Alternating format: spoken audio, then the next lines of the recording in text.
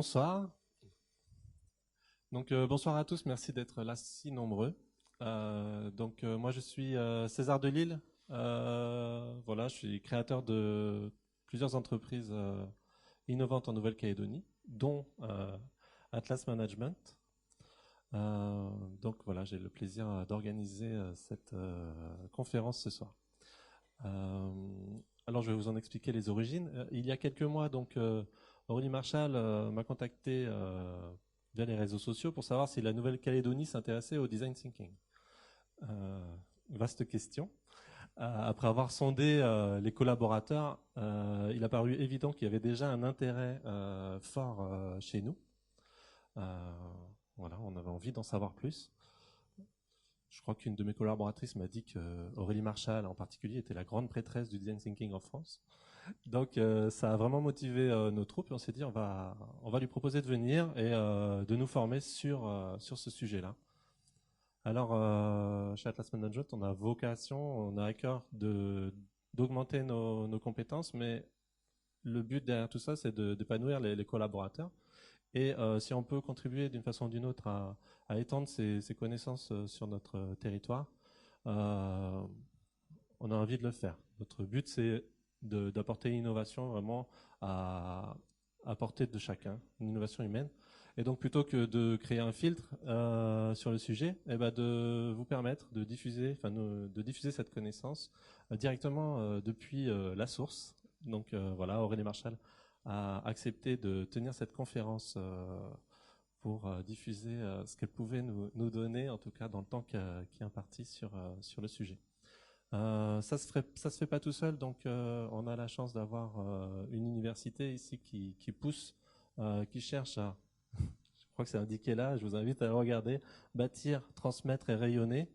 Ce sont des vraies valeurs, en tout cas pour l'université, c'est pas que des mots. Voilà, merci à Charles Biondi de l'université d'avoir relayé notre demande et de mettre à disposition l'amphithéâtre pour nous ce soir. Donc j'espère que vous n'êtes pas trop serrés. Voilà. Je vais pas faire plus long. Donc un grand merci à l'université de nous accueillir. Merci à Aurélie Marchal qui va nous communiquer sa passion puis surtout son expertise du sujet. Voilà, à toi. Merci beaucoup César. Donc de m'avoir invité à venir en Nouvelle-Calédonie et aussi d'avoir organisé cette conférence. Merci donc à l'université bien sûr de m'accueillir et merci à vous tous d'être venus si nombreux. Vraiment, je suis impressionnée par l'intérêt que ça suscite. Donc voilà, je vous remercie vraiment. Donc, qui je suis? Donc, Aurélie Marchal. Je m'intéresse en fait au design thinking depuis 2010.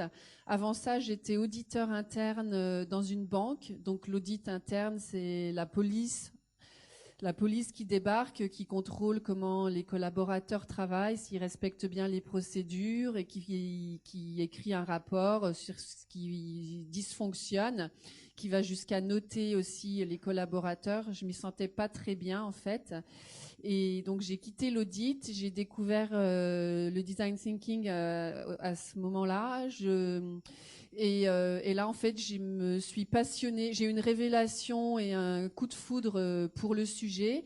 Et je me suis dit, pourquoi pas l'appliquer au fonctionnement de l'entreprise pour aider les organisations, les entreprises à transformer leur organisation, leurs pratiques de management, leurs process de manière plus humaine.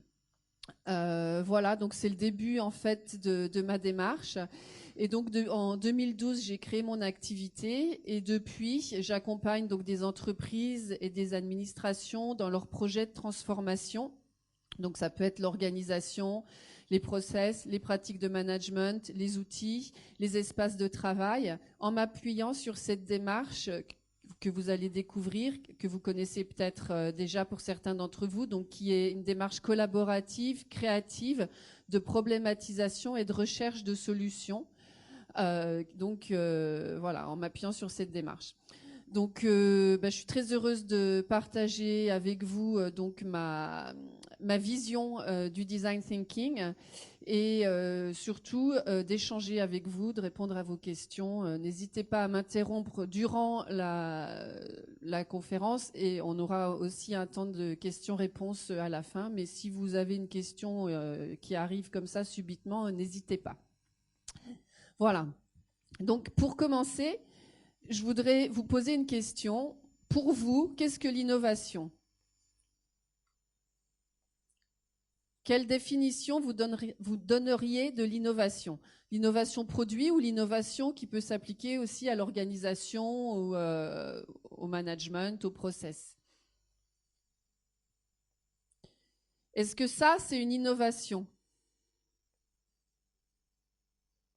Oui, non ? Oui, majoritairement. Est-ce que ça, c'est une innovation ? Oui, non ? Non. Alors pourquoi ça c'en est une et ça c'en est pas? Ouais, j'entends des choses commercialisables. Vous touchez du doigt la définition en fait d'une innovation. En fait, d'après Norbert Alter, une innovation, c'est une invention qui a été appropriée dans les usages. D'accord ? Et j'aime beaucoup cette définition de l'innovation parce que je la trouve extrêmement structurante et je trouve qu'elle nous permet bien de comprendre en fait quel est l'enjeu d'une innovation, quel est son facteur clé de succès principal, c'est que ça soit approprié dans les usages. Donc toute innovation passe à un moment par le stade d'invention. Ce qui fait que ça devient une innovation, c'est que les gens l'utilisent, que les gens l'achètent, que ça devienne complètement commun. D'accord ? Donc, une fois qu'on comprend ça, on comprend que la question qui se pose, c'est comment transformer une invention en innovation. Comment faire pour que notre invention, elle ne reste pas au stade d'invention, mais qu'elle devienne une innovation. Donc, c'est ce levier transformateur qui est en jeu. Vous comprenez aussi qu'il n'y a pas de création de valeur économique s'il n'y a pas de création de valeur d'usage. C'est cette transformation de quelque chose qui est certes inventif, mais qui n'est pas approprié dans les usages. Donc la valeur d'usage, c'est cette transformation qui permettra de créer de la valeur économique pour l'entreprise. D'accord ? La question qui se pose alors, c'est comment on fait pour intégrer les usages dans le processus d'innovation. Et là, une nouvelle voie apparaît, le design thinking. Alors, qui sait ce que c'est que le design thinking ? Levez la main. Qui en a déjà entendu parler ? Que j'ai une petite idée. OK. Qui n'en a jamais entendu parler ? OK. Il y a beaucoup de curieux aussi. Pour ceux qui en ont déjà entendu, enfin non, pour tout le monde, pardon, pour tout le monde, qu'est-ce que le design ?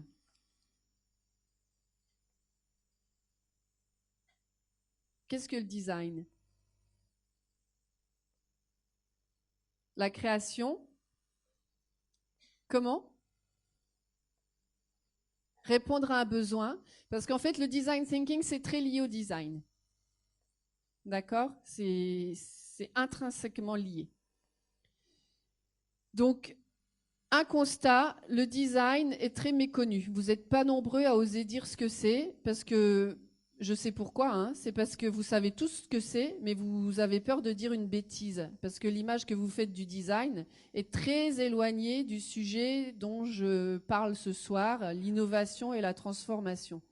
Donc, un constat, le design est très méconnu. Dans tous les livres, dans toutes les bibles des écoles de commerce, en fait, il y a en général une page sur le design et on en parle comme étant la forme, le côté esthétique, le packaging, la discipline à laquelle le marketing fait appel une fois que le produit a été conçu. Et on fait appel au designer pour qu'il embellisse un peu la mariée, quoi, pour que le projet soit plus vendable. Donc voilà l'image qu'on a du design. D'accord ? Donc le design, qu'est-ce que c'est ? Vous aviez tous ça en tête et vous aviez raison. Le design, c'est avant tout de l'objet. Donc ça, c'est le presse orange de Stark. Le design, c'est du mobilier, les fauteuils de Eames ou du Corbusier. Donc ça, c'est du design. Le design, c'est aussi, vous le savez tous, un style de décoration. Vous aviez juste peur de le dire, mais c'est ça le design et vous le savez autant que moi. Et moi, jusqu'à 2010, pour moi, un designer, c'était un dessinateur de bel objet. C'était déjà énorme parce que j'aime les beaux objets. D'accord ?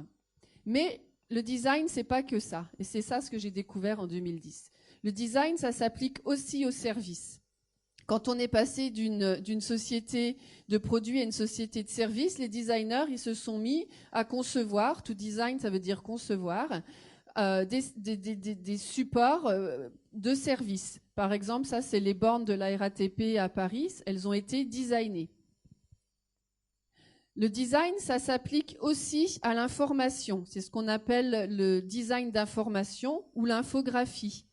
Et ça, c'est cette capacité à mettre une quantité importante d'informations ou de l'information très complexe, de la mettre en forme de manière à ce qu'on en ait une vision synthétique, très simple à comprendre d'un premier coup d'œil, avec la possibilité en fait de zoomer sur des zones spécifiques qui nous intéressent. Donc sur l'infographie de gauche, ce sont les mouvements migratoires dans le monde, et sur l'infographie de droite, ce sont les consommations de CO2 hommes-femmes. Donc ça, c'est du design. C'était fait par des designers. D'accord ? Design égale designer. Le design s'applique aussi au numérique. Toutes les applis que vous avez dans vos smartphones ou dans vos tablettes ont été designées par des designers. Ça s'applique aussi à l'innovation sociale. Ça, c'est une agence de design américaine qui a conçu en fait ce système de portage d'eau roulant pour les femmes et les enfants qui soit beaucoup plus facile plutôt que de porter des barils d'eau sur la tête. Et aussi avec la contrainte du terrain qui est peu praticable. Donc ça, c'est aussi du design. Et moi, ma spécificité, c'est d'amener le design sur le champ du fonctionnement de l'entreprise, donc de l'amener sur le champ de l'organisation. Donc j'ai travaillé, je vous en parlerai tout à l'heure, pour Orange, et qui a réinventé son organisation avec la démarche de design thinking. Je l'applique au process. Ça, c'est un autre projet dont je vous parlerai, qui était pour Nicolas Industries, qui est une entreprise qui fabrique des camions de convoi exceptionnels. Ça s'applique également à l'aménagement d'espace. Et là, je vais vous surprendre. Moi-même, j'ai été très surprise quand je l'ai appris. Ça s'applique même à la stratégie militaire. En fait, j'ai une personne qui est responsable au ministère de la Défense à Paris, responsable de la zone Amérique latine, Asie-Pacifique, qui est venu me voir en me disant qu'il était très intéressé par ce que je faisais, parce que le design, me raconte-t-il, fait partie de ce qu'ils enseignent aux officiers depuis quelques années. Alors j'étais quand même assez étonnée, parce que comme vous l'avez compris, le design, ça s'applique à quantité de choses, mais de là à ce que l'armée s'y intéresse, il y avait quand même un pas. Et en fait, il m'a expliqué que ce qui les intéresse dans la démarche du design, que vous allez découvrir juste après, mais je vous donne déjà un avant-goût, c'est cette capacité à poser la bonne problématique à laquelle il faudra apporter une ou des réponses. Et en fait, je l'ai interviewé, enfin je l'ai rencontré, et il m'a expliqué que ce qui s'est passé, c'est que dans les années 2003, au moment de la guerre en Irak, en fait, les autorités militaires n'arrivaient plus de doctrine qui les satisfaisait pour bien comprendre les conflits mondiaux. Ils s'appuyaient encore sur ce qu'ils avaient à l'époque de la guerre froide, où finalement les problématiques étaient très simples. C'était les gentils contre les méchants. Enfin, c'était un peu binaire. Il me l'a présenté comme ça. Je pense qu'il l'a simplifié pour des raisons pédagogiques. Mais en tout cas, ce qu'ils avaient à disposition ne leur convenait plus, ne leur permettait pas d'aller comprendre les problématiques réelles derrière les problématiques apparentes. Et donc, ils ont cherché ce qui existait et ils sont tombés sur le design. Et donc, alors je me disais, mais il a peut-être pas la même compréhension du design que moi. Mais non, il me parlait bien du design, aussi objet, et dans leur capacité, les designers qui travaillent l'objet avaient également à se poser les bonnes questions pour identifier les bonnes problématiques auxquelles il fallait apporter des réponses. Donc, et depuis, paraît-il, les officiers à Paris sont formés, enfin, ils ont au design. Donc voilà, donc qu'est-ce que le design thinking ? C'est la démarche de problématisation et de recherche de solutions des designers. Donc d'où ça vient ce terme design thinking ? Ça vient d'un monsieur qui s'appelle Tim Brown, qui est fondateur d'une agence de design qui s'appelle IDEO, une agence américaine, qui expliquait que à chaque fois qu'ils expliquaient à ses clients comment ils travaillaient, ils parlaient de thinking, et donc il s'est dit on va appeler ça la démarche de design thinking. Donc en gros, un designer il fait du design thinking, un ingénieur il fait de l'ingénierie, un psychologue il fait de la psychologie, un médecin il fait de la médecine. Donc, les spécialistes du design thinking, ce sont les designers. Donc, ils font de l'objet en école de design, mais ils font pas que ça. En fait, on a une très mauvaise connaissance sur ce à quoi sont formés les designers en école de design. Ils apprennent aussi le design de service, ils apprennent le design numérique, ils apprennent le design d'expérience. On parle de plus en plus maintenant d'expérience utilisateur. Et donc, ils apprennent à se poser des bonnes questions et y apporter des réponses innovantes, quelle que soit la problématique, en fait. Et ils se spécialisent aussi selon leur affinité sur des sujets. Enfin, certains vont spécialiser dans le numérique, d'autres dans le service, dans le tourisme, d'autres dans le secteur hospitalier, etc. Ou pas, d'ailleurs. Ils peuvent aussi travailler sur plein de champs très différents. Et donc, tout ça pour dire que c'est la discipline des designers, mais comme dans toutes les autres disciplines, par exemple la psychologie, on est tous incités à développer notre bon sens psychologue. Donc, je vous incite vraiment à à vous approprier les éléments du design thinking que je vais vous présenter pour vous aussi. C'est pas parce que c'est la spécialité des designers qu'ils en ont l'exclusivité. Mais voilà, mais ça reste les spécialistes, disons, qui vont plus loin que nous dans leur démarche, beaucoup plus loin.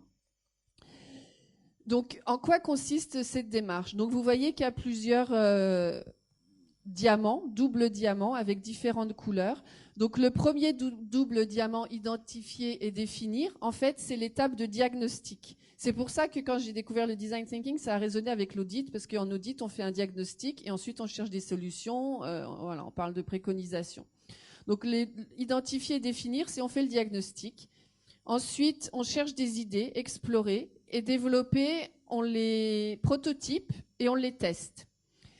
Ça, c'est les étapes traditionnelles du design thinking que vous pouvez trouver sur Internet. J'ai rajouté présenter et lancer parce que j'ai pu constater en travaillant avec des designers que lorsqu'ils travaillent sur un sujet et qu'ils le présentent, ils le présentent de telle sorte que ça crée de l'émotion et qu'on croit que la solution, elle existe déjà. En fait, ils nous transposent dans quelque chose comme si ça existait déjà. Donc, ils font ça beaucoup avec l'utilisation d'un film, en fait. Voilà, ils mettent en scène la solution en nous la présentant comme si c'était nous qui allions la vivre en tant qu'utilisateurs. Et ça suscite forcément soit de l'adhésion, soit du rejet, préférablement de l'adhésion, mais il se passe quelque chose. C'est pas juste des spécifications techniques ou l'explication d'un process.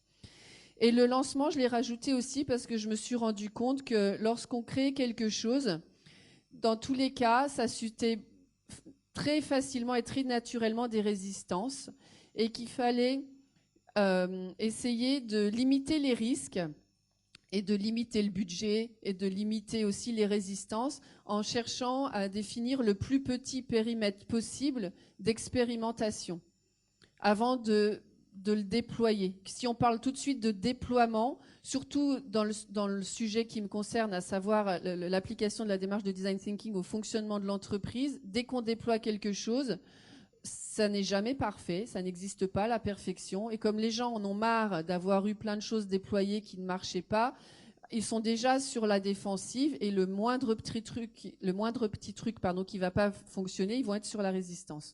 Donc l'idée, c'est on est dans l'amélioration continue. On apprend, on le teste ce qu'on fait sur un petit périmètre, on voit ce qui marche pas, on améliore et après on fait boule de neige. Voilà. Donc je vais vous présenter chacune de ces étapes. Donc, de la démarche de recherche de solutions des designers, en vous posant à chaque fois les défis, en fait. Donc, ce n'est pas une recette, c'est surtout pas une recette. À chaque fois, il faut se poser la question, comment on fait pour identifier au mieux les besoins de l'ensemble des personnes concernées par la problématique? Comment on fait pour définir au mieux cette nouvelle problématique, etc. Donc, à chaque fois, il faut réinventer quelque part les outils qui nous permettront, dans le contexte donné, avec les objectifs donnés et les acteurs donnés, de trouver le meilleur moyen d'aboutir à cet objectif, d'identifier, définir, explorer, développer, etc. Donc, la première étape, c'est identifier et avoir une très fine connaissance des besoins, y compris non exprimés, des différentes parties prenantes concernées par notre problématique. L'idée, c'est de connaître très finement sa cible ou ses cibles. Et là, le défi, c'est de faire preuve d'énormément d'empathie pour détecter les besoins, y compris qui ne sont pas exprimés. Parce que les designers partent du principe qu'il ne suffit pas de questionner les gens pour savoir de quoi ils ont besoin, quelles sont leurs attentes. Parce qu'il y a des choses qu'ils ne vont pas vous dire, mais ça, limite, c'est minoritaire. Il y a aussi énormément de choses qui sont implicites, que les personnes ne penseront pas à vous dire. Par exemple, si je vous demande comment vous prenez votre petit déjeuner tous les matins, parce que je veux chercher une source d'innovation, je vous interroge.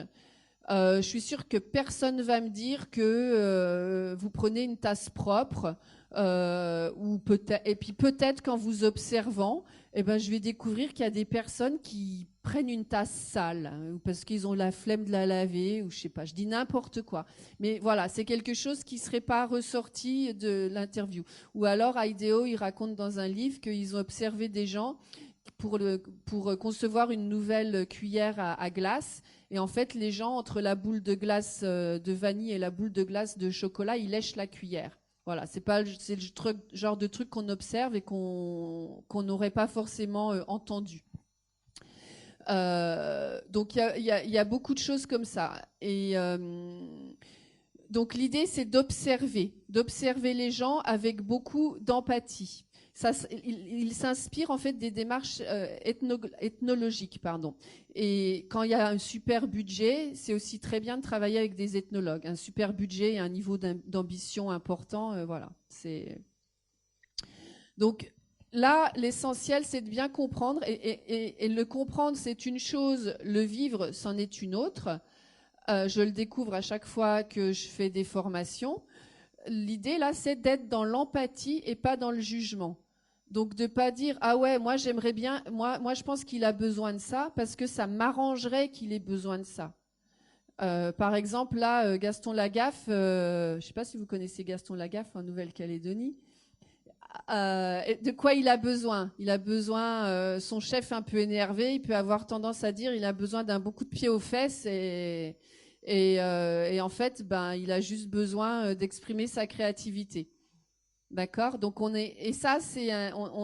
a très tendance souvent à projeter notre propre besoin sur l'autre plutôt que de comprendre quel est son besoin à lui.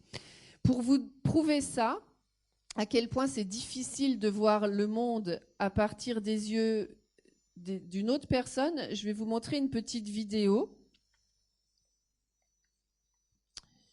que j'aime beaucoup.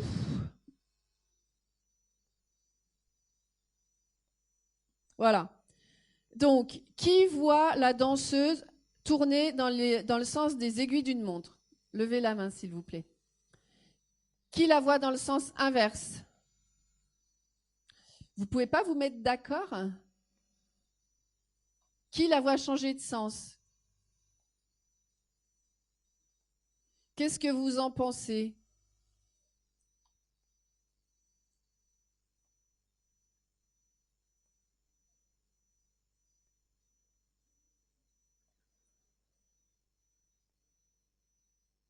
Est-ce que vous arrivez à la faire changer de sens si vous le souhaitez? Qui arrive à la faire changer de sens quand il le veut? Vous n'êtes pas nombreux. C'est rare, hein, c'est très rare.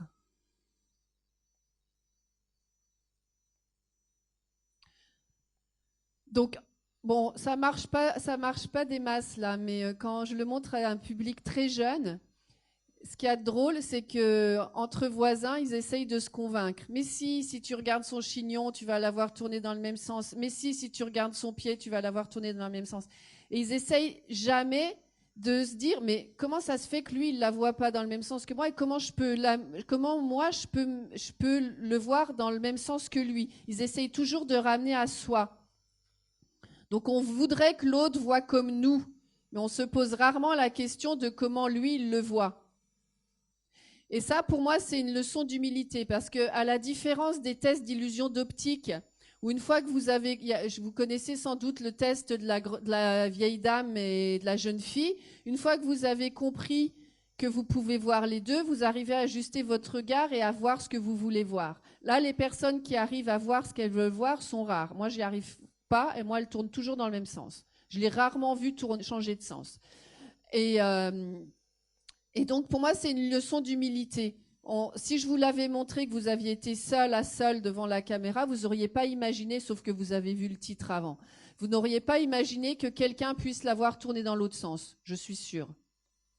Donc, c'est juste une leçon d'humilité. On voit pas la même chose. Et ça demande un effort, c'est un défi de chercher à voir le monde à partir de la position d'une autre personne.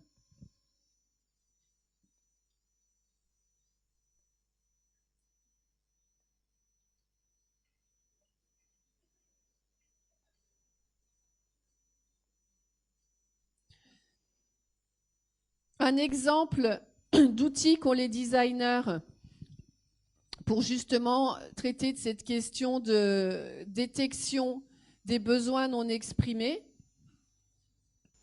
Donc ça, c'est ce qu'on appelle le parcours utilisateur. Donc en fait, le designer, lorsqu'il observe quelqu'un, parce que donc il va passer du temps sur place pour observer les gens, il trace un schéma très simple. Sur l'axe vertical, c'est content, pas content, et sur l'axe horizontal, c'est la ligne de temps. Et il regarde non pas les process, il regarde non pas tant ce que fait la personne, même si il essaye de ne pas perdre le fil, mais il regarde la tête de la personne et il essaye de capturer ses émotions, voir si la personne a l'air contente ou pas contente, et il trace la courbe. Évidemment, vous avez compris, quand c'est en creux, c'est que la personne n'est pas contente du tout, et quand ça fait un pic, c'est que la personne est très contente. Et donc, il émet des hypothèses sur ce qui se passe, et il va ensuite confronter ces hypothèses il va en discuter avec la personne. Donc, il se focalise particulièrement sur les points de contact que cette personne peut avoir avec une autre personne ou avec un outil. Et donc, c'est comme ça qu'il va pouvoir identifier des choses que la personne ne lui aurait pas forcément dites parce qu'elle lui aurait pas forcément pensé ou parce qu'elle voulait pas lui dire. D'accord ? Donc, l'idée là, c'est vraiment, vous l'avez compris, on part des besoins. C'est une démarche on part de l'humain, on ne parle pas du tout du process. Elle est vraiment très orientée compréhension des humains, de l'ensemble des parties prenantes qui sont concernées. Donc quand ça s'applique à la conception, au design d'un nouveau produit, d'un nouveau service, d'une nouvelle expérience utilisateur, on regarde notre cible potentielle. Quand ça s'applique au fonctionnement de l'entreprise, on regarde l'ensemble des parties prenantes qui sont concernées par cette problématique. La deuxième étape, c'est à partir de cette matière qu'on a obtenue, c'est de reformuler la problématique. En général, lorsqu'on a une problématique, on ne prend pas le temps de la reformuler. On part du principe qu'elle est donnée comme ça et on va tout de suite y chercher à y répondre. Donc là, l'idée, c'est de se dire, mais comme Einstein disait, si j'avais 55 minutes à répondre à un problème, je passerais, si j'avais 1 heure, pardon, pour répondre à un problème, je passerais 55 minutes à poser le problème et seulement 5 minutes à chercher la solution. Donc là, l'idée, c'est vraiment ça. C'est à partir de la matière qu'on a obtenue, en s'appuyant bien sûr sur quand même la problématique de départ, on reformule la problématique. Donc un exemple ici. Quelle est la bonne question à résoudre? Donc si je vous montre cette image, après on se dit comment reconstruire le pont? Mais qu'est-ce que ça pourrait être d'autre? Comment traverser la rivière? Je suis bonne, j'avais deviné. Qu'est-ce que ça pourrait être d'autre? Alors, je vous donne des indices. J'ai observé les gens, j'ai vu qu'ils s'agitaient dans tous les coins, ils font plein de trucs, ils font plein de... Ils sont super sportifs, ils traversent la rivière à un endroit, ils escaladent un arbre à un autre.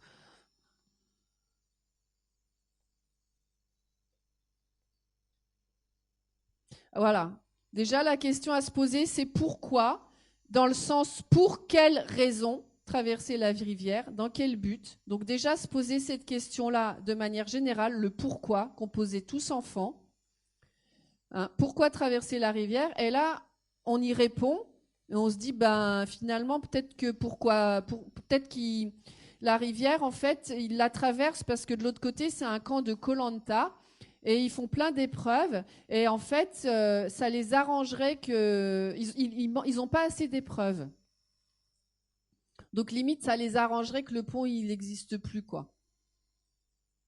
Donc là, c'est plus comment reconstruire le pont, c'est comment évacuer le pont. Parce qu'on ne peut quand même pas le laisser comme ça, c'est dangereux. Mais voilà. Donc, si on n'analyse pas c'est quoi les besoins des gens autour, et qu'on ne se pose pas la question de mais pourquoi on veut reconstruire le pont, au fait? Eh ben, on reconstruit le pont, et puis en fait, personne ne le prend. Ça nous a coûté un budget fou. Et en plus, les gens qui sont sur place ne sont même pas contents parce qu'eux, ils sont obligés de créer une autre activité. Ils vont super loin pour traverser la rivière à la barque ou à la nage ou je sais pas quoi, alors qu'ils auraient pu le faire là. D'accord? Pour aller encore plus loin dans cette question de reformuler la problématique, je vais vous montrer une vidéo sur la questiologie. Donc c'est Frédéric Fallis qui est à l'origine en fait de ce terme, de ce concept de questiologie, et il pousse encore plus loin l'art de poser les bonnes questions. Donc pour lui, pourquoi? C'est vraiment pas suffisant. Donc c'est déjà un premier pas, mais vous allez voir que c'est malgré tout loin d'être suffisant. Donc petite vidéo.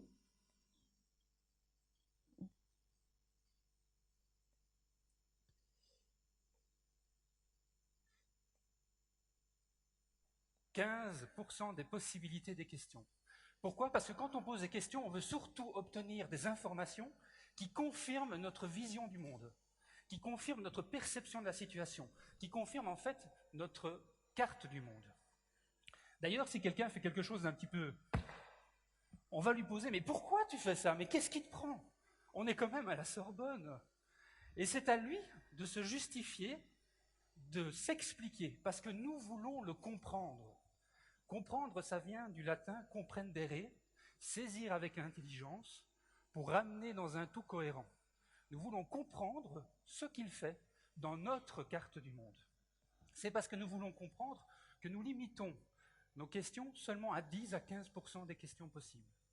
Et moi, aujourd'hui, je voudrais surtout vous parler des 80% des autres questions, de leur richesse, de la nécessité de les utiliser. Je voudrais aussi vous parler de la questiologie, l'art et la science de poser des questions. Il existe une technique pour multiplier vos questions. Alors le premier qui a compris il y a bien longtemps la nécessité de multiplier ou de changer les questions, c'est Socrate. Socrate, lui, il offrait les questions comme on offre un cadeau. Et si un de ses disciples se plaint d'injustice, c'est injuste. Socrate, plutôt que lui demander « Pourquoi tu te plains d'injustice ?» Avouez que ça ne fait pas beaucoup avancer le débat. Il va lui demander « Quelle hypothèse fais-tu pour conclure à une injustice ?» vous voyez comme l'intérêt de la réponse change de camp. Cette fois-ci, c'est le disciple qui regarde comment il fonctionne. En offrant cette question, Socrate permet au disciple de penser sur sa façon de penser.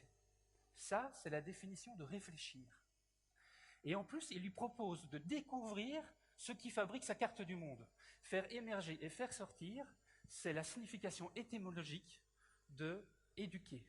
Socrate, son objectif en posant des questions, c'était de faire réfléchir pour éduquer les jeunes disciples.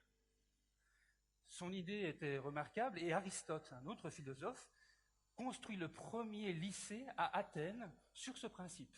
Poser des questions pour faire réfléchir afin d'éduquer.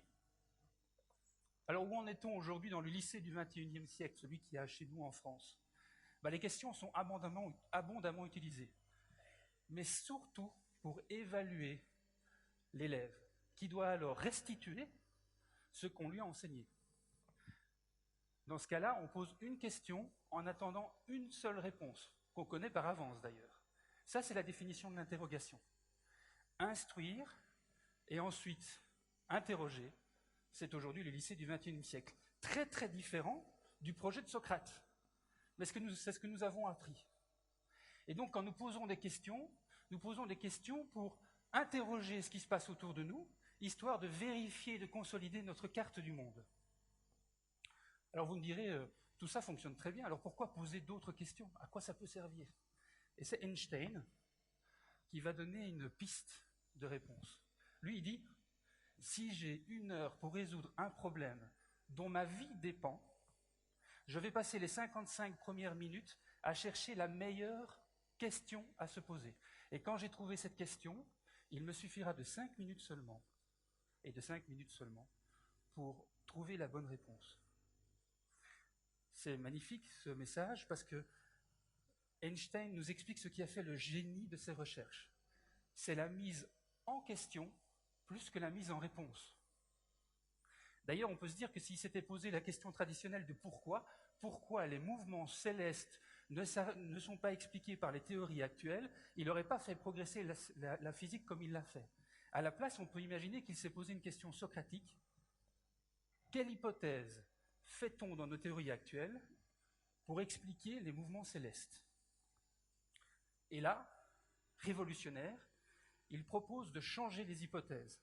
Il va proposer que le temps et l'espace ne soient pas constants. Que le temps et l'espace ne soient pas constants. Révolutionnaire comme idée. Mais en faisant ça, il change la carte du monde de la physique et il permet des innovations incroyables en physique. Alors vous voyez, poser des questions, c'est capital, et la technique pour poser des questions, la questionologie, pour la comprendre, il suffit de se mettre dans la peau de celui à qui vous posez la question. Quel que soit l'objet de la question, vous allez d'abord lui proposer de prendre une certaine posture.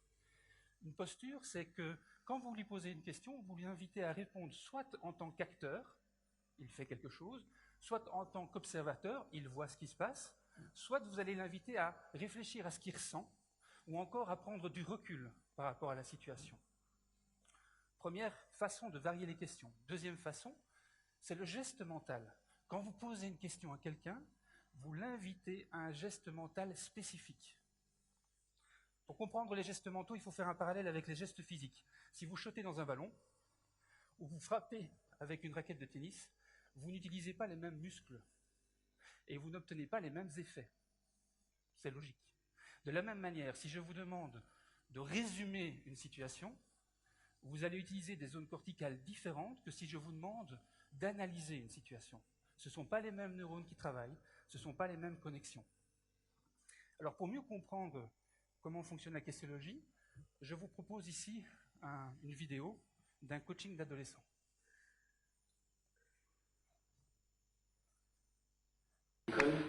Pourtant, je travaille à fond, je participe en classe, je suis attentif, je travaille beaucoup à la maison. Mais une fois devant le contrôle, eh bien, j'oublie tout, je suis bloqué. Vous voyez cet adolescent, il est déjà extrêmement actif, il est acteur de sa situation. Il travaille, il écoute en classe, il participe, il cherche des solutions lors de son interrogation. Si je lui pose la question, pourquoi bloques-tu lors de ton interrogation, ça ne va pas l'aider. Il était déjà acteur et je lui demande encore d'être acteur dans ma question. À la place, je vais lui proposer de changer de posture. Je vais lui proposer d'abord de ressentir ce qui se passe et ensuite de prendre du recul sur ce qu'il fait. Quand tu es face à ton interrogation et que tu es bloqué, qu'est-ce que tu ressens en fait? Ah, j'ai une peur viscérale de rater le contrôle, justement. Ça m'empêche d'avancer. Peur de rater le contrôle. Ouais. Et de quoi tu as peur quand tu as peur de rater ton contrôle? Si j'ai des mauvaises notes, je pense que ça m'empêchera de choisir ce que je veux faire plus tard. Vous voyez, juste en changeant les postures, cet adolescent peut prendre conscience de sa carte du monde, simplement. Et remarquez aussi que la question qui lui permet de prendre du recul n'est pas difficile à fabriquer. Ce n'est pas une grammaire incroyablement difficile. Il a suffi de doubler le verbe. De quoi as-tu peur quand tu as peur de rater ton interrogation? Et hop, il se rend compte que l'enjeu de son interrogation, c'est en fait de pouvoir choisir sa carrière. Prise de recul en doublant le verbe, vous pouvez essayer avec n'importe quel verbe, ça fonctionne. Alors une fois qu'on a fait ça, il a une prise de conscience de sa carte du monde. Il s'agit maintenant de lui offrir des opportunités, des pistes, de nouvelles pistes. Et pour ça, il faut proposer des gestes mentaux différents. Le geste mental qu'il a utilisé jusqu'à présent, c'est le fait de décrire ce qui lui arrive. Là, je vais lui proposer un geste mental où on va faire un rapprochement entre deux éléments différents. D'accord, ça veut dire que rater un contrôle, ça t'empêche de choisir ce que tu veux faire plus tard? Ben non, c'est pas juste pour un contrôle que je vais être bloqué dans le choix d'options de l'autre. Ben non, c'est aussi simple que ça. Une fois que je lui ai proposé ce geste mental-là, je vais lui encore proposer un autre qui, celui-ci, va le projeter dans une situation. D'accord. Au pire, alors qu'est-ce que ça voudrait pouvoir dire de rater une interrogation? Je devrais simplement la refaire, être rigoureux, faire attention. Vous voyez, en lui proposant des gestes mentaux et des postures différentes, on multiplie les possibilités, quel que soit l'objet. Alors il y a une double bonne nouvelle dans cette histoire-là, c'est qu'il y a seulement 4 postures et une dizaine de gestes mentaux. C'est tout à fait gérable. 4 et 10, c'est gérable. La bonne nouvelle, c'est que ça multiplie par 40 la possibilité des questions, et donc des réponses, et donc des possibilités. Alors vous qui êtes parents, dans vos vies privées, parents, enfants, ou qui êtes mari, femme, qui êtes amis, poser des questions différentes ouvre des opportunités intéressantes pour vos proches. Et dans vos vies professionnelles, être capable de poser des questions différentes permet d'avoir une carte du monde beaucoup plus étendue et des possibilités nouvelles. Alors ça, c'est l'objectif de la questionologie. C'est permettre à chacun de varier et de multiplier le type de questions pour sélectionner celle qui l'intéresse et qui va lui permettre d'avancer. Aujourd'hui, au XXIe siècle, nous sommes face à des défis sans précédent, économiques, écologiques, démographiques, etc. Comme Einstein nous invite, il va falloir répondre à ces défis, non pas en cherchant des réponses immédiatement, mais en posant de nouvelles, bonnes questions. Nous avons besoin pour notre avenir de leaders qui soient capables de poser de meilleures questions. Et c'est là l'objectif de la questionologie. Je vous remercie de votre écoute et si vous avez des questions, je suis à votre service. Merci.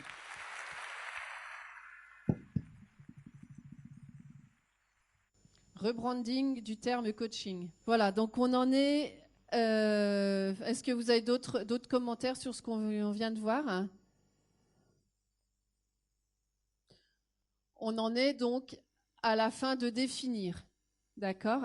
Ce qui est important à ce stade, parce que je ne vous l'ai pas dit, mais la démarche de design thinking, en fait, c'est une démarche collaborative de groupe.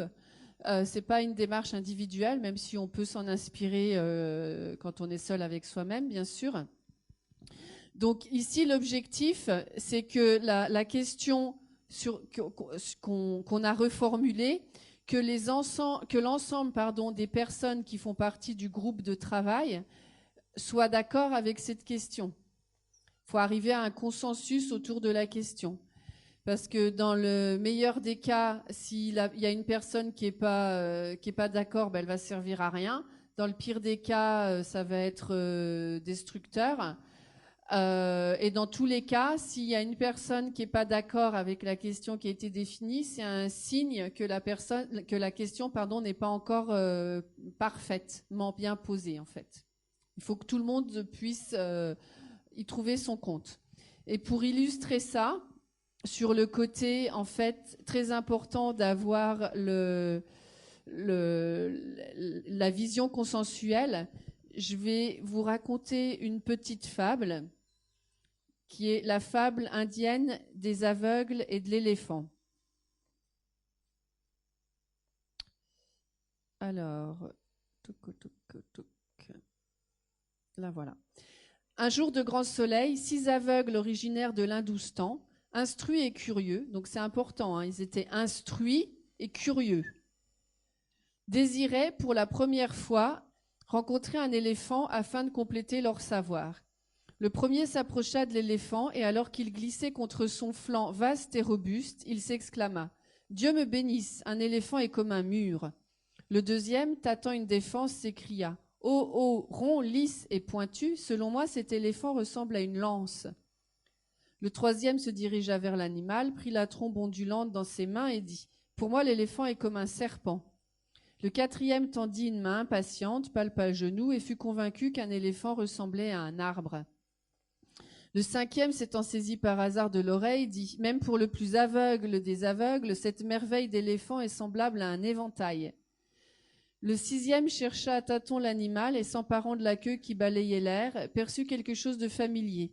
« Je vois, dit-il, l'éléphant est comme une corde. » Alors, vous imaginez, les 6 aveugles discutèrent longtemps et passionnément, tombant chacun dans un excès ou un autre, insistant sur ce qu'ils croyaient exact. Ils semblaient ne pas s'entendre. Lorsqu'un sage, qui passait par là, les entendit argumenter. « Qu'est-ce qui vous agite tant ?» dit-il. « Nous ne pouvons pas nous mettre d'accord pour dire à quoi ressemble l'éléphant. » Et chacun d'eux lui dit ce qu'il pensait à ce sujet. Le sage, avec son petit sourire, leur expliqua. « Vous avez tous dit vrai. Si chacun de vous décrit l'éléphant si différemment, c'est parce que chacun a touché une partie de l'animal très différente. L'éléphant a réellement les traits que vous avez tous décrits. »« Oh !» exclama chacun, et la discussion s'arrêta net. Et ils furent tous heureux d'avoir dit la réalité, car chacun détenait une part de vérité. Bon, je pense que vous avez tous compris le message, qui est très simple. Un enfant de 7 ans le comprendrait. Mais je ne sais pas comment c'est en Nouvelle-Calédonie, mais en France, dans les organisations, il y a énormément de silos. Et à chaque fois que je raconte cette fable et que les participants travaillent ensuite lors des différents ateliers, ça revient. Ah oui, l'éléphant. Ah oui, l'éléphant. Parce qu'en fait, le nez dans le guidon, eh ben, on est tous à avoir notre perception de l'éléphant et à oublier les autres. Donc, d'avoir cet éléphant, ça permet d'en prendre conscience plus facilement.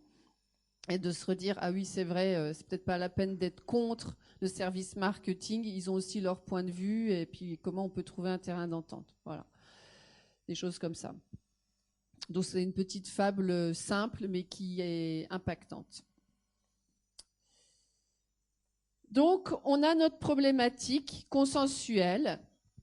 On est entre le triangle bleu et jaune. Et donc, maintenant, il va falloir trouver des solutions à notre problématique. Donc, ça va passer par une étape de créativité, d'idéation. Donc là, le défi, c'est de se permettre des idées folles, non pas pour arriver à des solutions folles et irréalistes, on veut des solutions pertinentes, réalistes, opérationnelles, mais on veut se permettre des idées folles pour sortir du cadre, en fait. Parce que si on reste dans le cadre, on ne va pas innover. Donc il y a plein de techniques de créativité qu'on peut utiliser, des analogies, le brainstorming, mais qu'on peut agrémenter d'autres choses, pour aider les participants à vraiment avoir accès à leur imagination. Bien sûr, il faut choisir. Donc l'idée là, c'est de viser la quantité. On cherche surtout pas la qualité dans une séance de créativité, on cherche la quantité. Et on a au préalable défini des critères de sélection des idées qu'on passe ensuite au tamis. Donc qui peuvent être des idées, et les personnes votent individuellement sur les idées qu'elles considèrent être par exemple les plus impactantes ou les plus innovantes ou les plus faciles à mettre en œuvre à court terme, etc. Donc c'est des critères qui doivent être choisis en amont. Donc on a quelques idées qu'il va falloir approfondir, parce qu'une idée nouvelle, surtout quand on est en groupe, on en a tous une image différente. Et donc, on va passer à la prochaine étape de développement qui consiste à prototyper notre idée et à la tester. Donc, la prototyper, ça veut dire bricoler. On parle de quick and dirty prototyping, donc d'un prototype très brouillon. Et par exemple, ici, c'est IDEO qui travaillait avec des chirurgiens nasaux et qui cherchait un instrument pour aller ausculter le nez des patients. Et donc, ils ont prototypé ce pistolet pour montrer l'usage qu'ils avaient envie de créer, qui a ensuite été développé et commercialisé. Donc, l'idée du prototype quick and dirty, ce concept-là a plusieurs objectifs. Le premier, c'est de tester une idée en limitant le budget, le temps passé, les ressources, etc. Enfin, les ressources, dont le budget, le temps passé. L'autre objectif, c'est d'être un support de communication, de travail pour l'équipe qui a à inventer quelque chose de nouveau. Parce que tant que vous ne créez pas quelque chose de concret, vous ne pouvez pas savoir si dans votre tête, votre vision, c'est la même que votre collègue. Peut-être que moi, je vois le pistolet rouge et avec une forme ronde, et vous le voyez bleu avec une forme, je sais pas moi, plus ovale. Et c'est évident pour moi et c'est évident pour vous, comme la danseuse. Donc tant qu'on va pas le matérialiser, on va pas pouvoir voir si on est d'accord ou en désaccord. Donc c'est un outil supplémentaire au-delà de la parole et au-delà de l'écrit pour vraiment vérifier qu'on se met bien d'accord et qu'on co-construit la chose ensemble. Ce qui est pas facile sur quelque chose, c'est déjà pas facile d'être d'accord sur des choses qui existent. Sur quelque chose qui n'existe pas encore, c'est encore plus difficile. Et ce prototype, il va aussi devoir être présenté au client. Donc, bien sûr, ça demande énormément de pédagogie en amont. On ne peut pas aller voir un client avec un prototype comme ça si on ne lui a pas expliqué l'objectif de lui présenter quelque chose d'aussi brouillon. Sinon, il va se dire, non, mais il se moque de moi, quoi. Je le paye pour m'amener un truc aussi peu fini.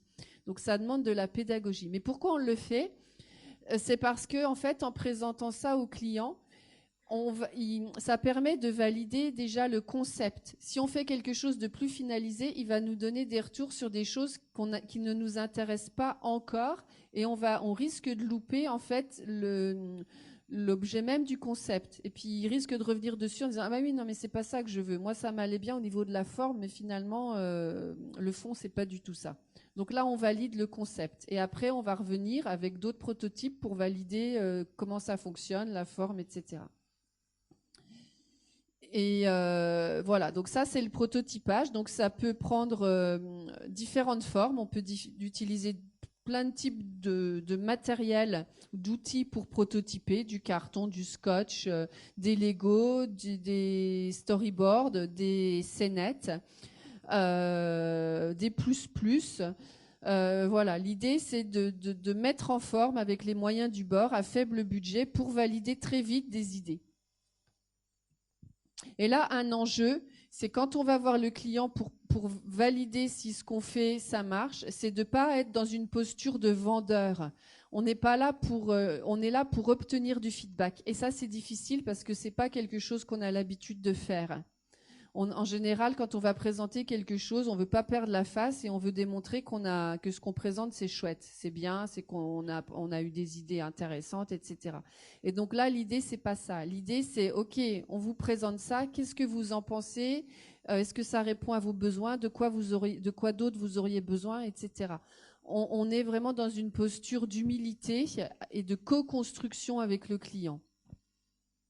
Et aussi une posture très itérative.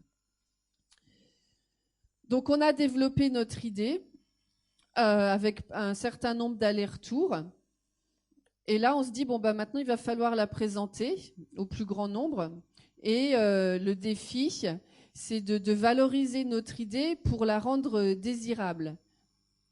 Donc là, c'est une étape de communication, en fait, de notre idée. Donc là, on n'est plus du tout dans le prototype quick and dirty. Là, on est à l'extrême opposé. Là, on veut faire quelque chose dans lequel on puisse se projeter en termes d'usage, en termes d'expérience. On parle beaucoup d'expérience utilisateur en design thinking. Donc, un outil assez simple pour faire ça, c'est de faire une vidéo. Donc, on montre en fait la solution en train d'être utilisée. Quand j'ai découvert le design thinking à l'époque, en fait, je suis allée passer quelques temps en école de design et j'ai participé à un atelier où il fallait qu'on invente un nouveau service pour le Vélib à Paris.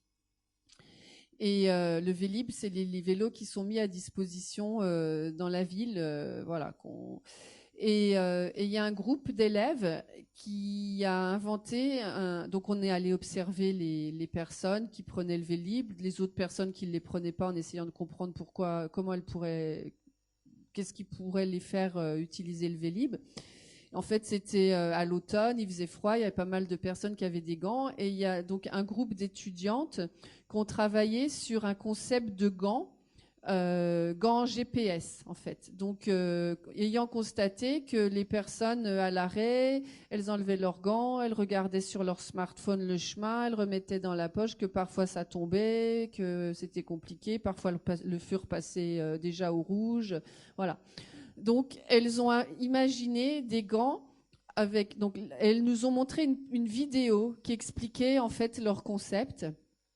Donc, on voit la fille qui monte sur son vélo, qui prend son smartphone, qui programme, qui regarde là où elle veut aller, et elle fait une manip, et hop, ses gants s'éclairent. Et donc, il y a une flèche sur son gant qui s'affiche tout droit. Donc, elle monte sur son vélo, elle va tout droit. À un moment, ça s'affiche, tourne à droite, donc elle tourne à droite, et comme ça continue. J'étais bluffée, en fait. Je découvrais le design à l'époque, et je me suis dit, waouh, on aurait cru que le produit, il existait déjà. Et elles ont fait ça, mais en moins d'une semaine, quoi. Et donc après, j'ai voulu récupérer leurs vidéos, parce que pour moi, c'était une super illustration de comment elles arrivaient à matérialiser, à rendre réel quelque chose qui n'existait pas encore.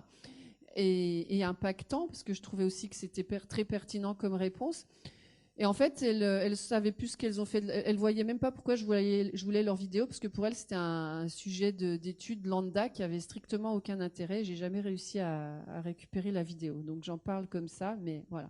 Donc c'est là où je me suis rendu compte à quel point leur capacité à rendre réelle une solution était super intéressante. La dernière étape qui est ici lancée.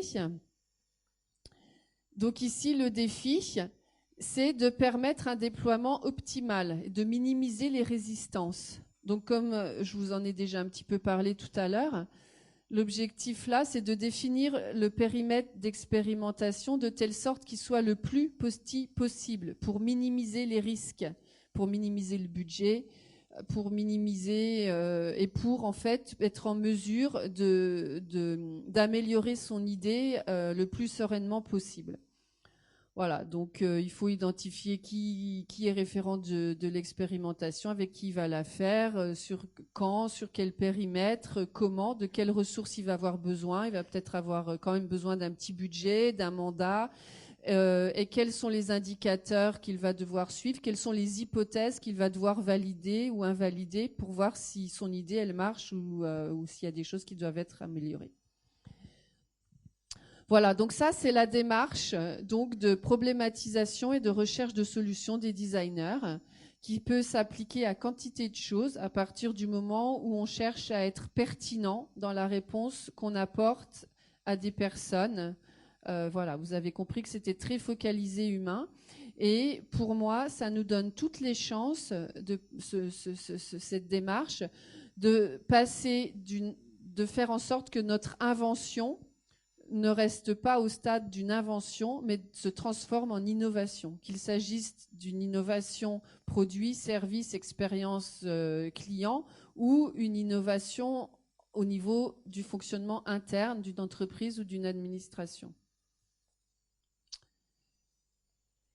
Alors maintenant, je vais vous donner quelques exemples d'innovation par le design thinking. Donc d'abord, il faut que vous sachiez qu'il y a un engouement énorme en ce moment pour cette approche. Toutes les banques à Paris ont maintenant leur responsable design thinking. Une banque espagnole qui s'appelle BBVA a lancé un programme de transformation interne par le design thinking. Ils sont passés de 2 personnes à 200 personnes et ils ont formé 1000 ambassadeurs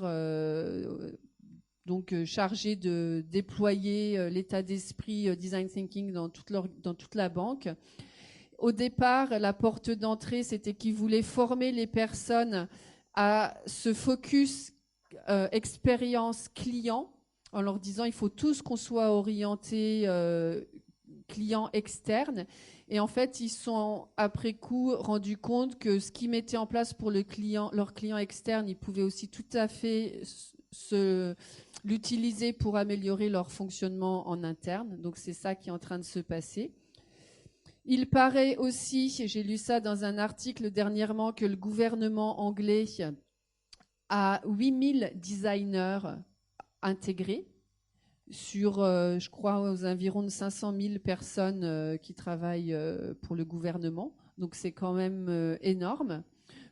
Et notamment des designers de services, donc pour imaginer de nouveaux services qui répondent mieux aux besoins des citoyens anglais. J'ai appris aussi que l'Agence française de développement à Paris s'intéressait au design thinking, qu'ils étaient en train de déployer une démarche de design thinking en interne. La Chambre de commerce et d'industrie de Paris a lancé un appel d'offres auquel j'ai répondu parce qu'ils veulent, pour le coup, parce que c'est vraiment mon champ d'intervention, ils veulent se transformer en interne par la démarche de design thinking. Voilà, donc il y a énormément de choses qui se passent à ce niveau-là en France, encore majoritairement orientées client, orientées externe. Quand moi j'ai voulu apporter le design thinking sur le champ du fonctionnement interne, donc en 2012, je n'avais pas réalisé à l'époque que les designers, ils avaient déjà du mal à exister sur leur champ d'origine, donc externe, et que je voulais les amener sur quelque chose d'encore plus compliqué, on va dire, lointain. Voilà, mais c'est en train de bouger à une vitesse phénoménale. Donc maintenant, je vais vous présenter donc quelques innovations expérience client, donc tournée externe. Donc quand même, l'entreprise emblématique du design, ça reste Apple. Donc IDEO, dont je vous ai parlé tout à l'heure avec son fondateur Tim Brown qui a conceptualisé le design thinking, c'est eux qui ont conçu la première souris d'Apple. Et donc Apple, le designer, il est au comité d'administration et ils ont le design vraiment dans leur ADN. Une des caractéristiques aussi du design, c'est de rechercher la simplicité. Être au service du client, de l'utilisateur, ça peut être par l'esthétisme, ça peut aussi être par l'esthétisme, ça peut aussi être par la simplicité. Donc l'iPhone, quand il a été conçu, il cherchait à ce qu'il y ait le moins de boutons possible. Et en fait, c'est extrêmement difficile de faire quelque chose de très simple. Et c'est en ça aussi qu'on reconnaît un bon design, c'est quand ça paraît juste évident, quoi. En fait, on sait rarement que c'est du bon design, on sait souvent que c'est du mauvais design, mais on sait rarement que c'est du bon design parce que ça nous satisfait et que ça répond à notre besoin. Un autre exemple de design objet, c'est la Wii de Nintendo. Donc vous connaissez tous le succès que ça a eu, et il faut savoir que ce projet-là, il a été complètement porté par le responsable du design chez Nintendo, qui cherchait en fait à l'époque comment lutter contre la concurrence de Sony et de Microsoft ils pouvaient pas rivaliser en fait au même niveau qu'eux sur au niveau de la résolution graphique et des performances techniques. Donc ils ont cherché autre chose et il s'est dit tiens, en observant des gens, pourquoi pas ramener du mouvement dans le salon et plus de convivialité dans le salon. Et donc, ils ont créé la Wii qu'on connaît et qui a le succès qu'on connaît. Et on sait aussi que ça a complètement bouleversé les règles du marché des jeux vidéo et que ça a ouvert à de nouvelles cibles qui n'auraient pas forcément été identifiées comme des cibles par le marketing, donc les femmes et les seniors et les personnes avec des difficultés de mobilité qui utilisent la Wii pour de la rééducation. Donc ça, c'est un bel exemple aussi de réussite de projet design. Alors, vous avez compris, maintenant, vous m'entendez parler de design et plus trop de design thinking. Pour moi, ces deux termes sont synonymes, plus ou moins synonymes. Le design thinking, design en tant qu'approche, parce qu'il y a l'approche de design thinking ou de design, le résultat, design de produits, design de services, design d'information, design numérique, design d'organisation, design de process, design d'espace, etc. Il peut y avoir design militaire. Et j'utilise le terme de design thinking comme un terme marketing pour expliquer aux gens qui ne savent pas ce que c'est que le design, qui croient que c'est juste rattaché à l'objet, ce qui est vraiment le design. Un autre exemple, c'est Inergy. Donc, ils fabriquent des réservoirs d'essence et ils ont fait appel à une agence de design à Paris pour les aider à innover parce qu'il fallait aussi qu'ils se démarquent des concurrents. Alors, innover sur un réservoir d'essence en termes d'utilité, voilà, on se dit mince, qu'est-ce qu'ils vont faire? Et en fait, ce qu'ils ont fait, ils ont observé des personnes qui faisaient le plein. Alors, il y a eu plusieurs choses dans leur innovation, mais ils observaient ça et ils se sont rendus compte que, en fait, très souvent, les personnes, quand elles arrivent à la station essence, elles sont en train d'écouter la radio, elles mettent le volume à fond, elles ouvrent la fenêtre, elles vont faire le plein, elles reviennent, etc. Donc, en fait, elles sont gênées par cette interruption elles arrivent toujours à la station essence où c'est leur chanson préférée qui passe ou une émission super intéressante qui est en train de passer, etc. Donc, c'est pour ça qu'elles montent le son à fond. Donc, ils ont eu l'idée, en fait, de mettre un autoradio dans la porte, en fait, comment on appelle ça, du réservoir. Plus d'autres choses, plus aussi un voyant lumineux qui s'allume en fonction du remplissage. Donc cette idée d'audio, système audio dans le réservoir, au début ça a été complètement rejeté en se disant que c'était trop dangereux. Et puis qu'ils n'étaient pas là pour produire des systèmes radio, mais pour produire des réservoirs, donc c'était pas leur cœur de métier. Et en fait, l'agence de design leur a parlé non pas de produits, mais d'expérience utilisateur, donc et de continuité et d'expérience. Et en fait, le projet a été énormément soutenu par le DG, parce qu'il ne voulait pas le faire en interne, il disait que c'était trop dangereux, que c'était n'importe quoi, etc. Et lui qui a dit si, moi je veux le faire. Donc ils ont fait 1 année de recherche et développement pour faire en sorte donc, que ça soit sécurisé. Et en fait, il y a Volkswagen qui a acheté le brevet et qui maintenant a mis des réservoirs comme ça dans ses voitures. Je vais vous parler maintenant de mes exemples à moi. Donc de l'application du design thinking à l'organisation, au process. Donc un projet que j'ai mené pour Orange Business Services, c'était l'entité Build and Run de Cloud Computing, une entité de 400 personnes qui est éclatée à l'international sur la France, l'Angleterre, l'île Maurice, l'Égypte et l'Inde. Et donc l'entité était perçue comme un énorme centre de coûts, avec des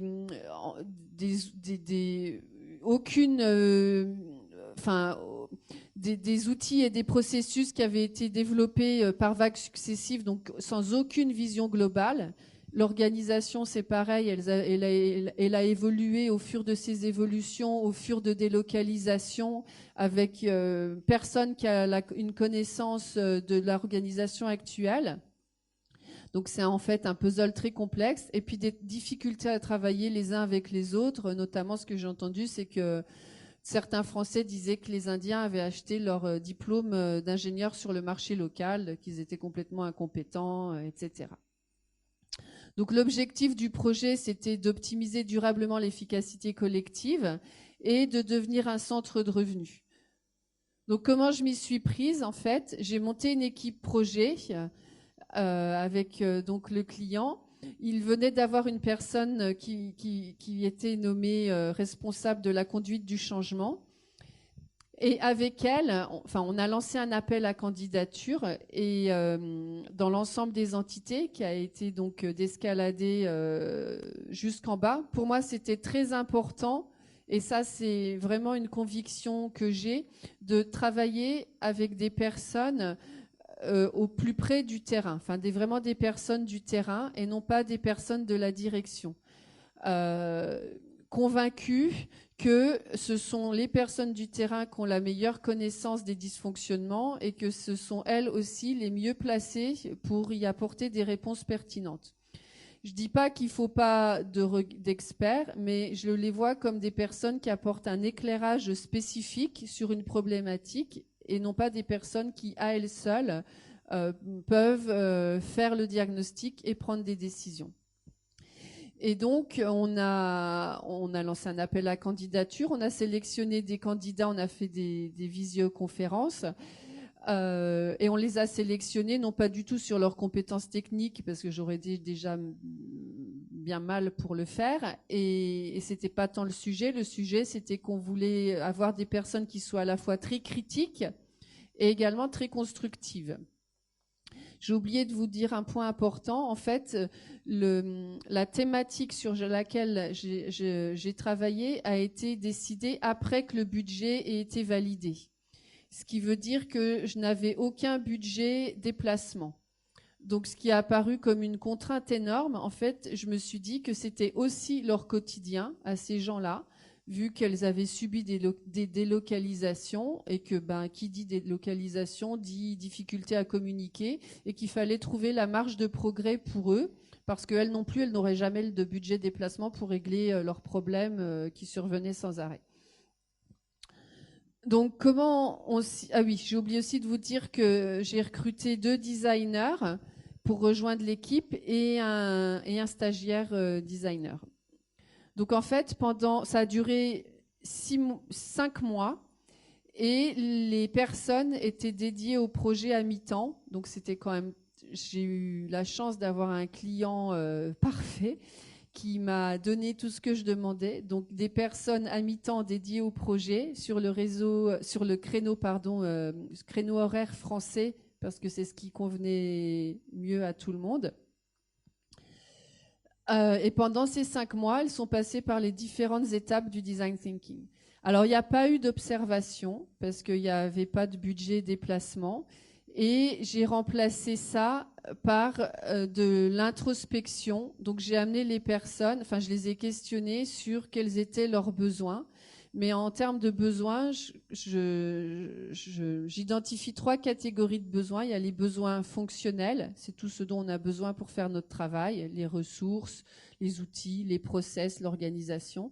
Il y a les besoins relationnels, c'est comment je me situe par rapport aux autres. Besoin de communication, c'est moi par rapport à l'autre. Besoin de communication, besoin de reconnaissance, besoin de loyauté, besoin de confiance. Et il y a aussi les besoins personnels, c'est moi avec moi-même, donc besoin d'avoir le sentiment de bien faire mon travail, besoin de trouver du sens dans mon travail, besoin d'être fier de mon travail, voilà, tout ce qui me concerne moi avec moi-même. Et donc, je les ai fait travailler particulièrement sur ces 2 catégories, besoins relationnels et besoins personnels. Et comme je dis toujours, je les connais, leurs besoins, c'est les mêmes dans toutes les organisations. C'est des besoins qui sont assez, habituels pour tout le monde. Et donc, j'aurais pu leur dire, vous avez besoin de ça, ça, ça. Mais c'était un signe que je m'intéressais vraiment à eux et ça a contribué à créer un lien de confiance, de commencer par ça. Et je pense que ça a aidé à ce que la dynamique prenne. J'ai aussi, dès le début, j'ai essayé de trouver un moyen de recréer le moment de convivialité de la machine à café, de recréer un lien affectif à distance.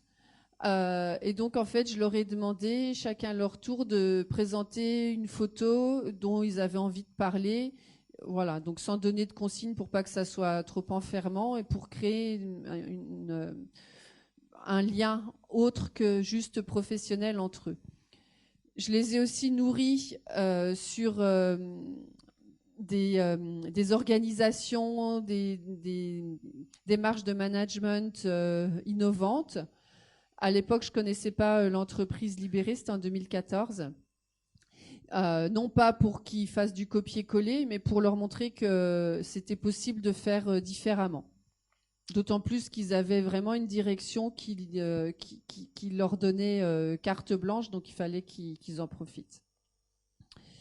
Et donc, ils ont reformulé, ils ont identifié plein de problématiques. C'était le bazar, on en avait dans tous les sens, et ils les ont re-questionnés pour identifier des problématiques sur lesquelles ils voulaient travailler.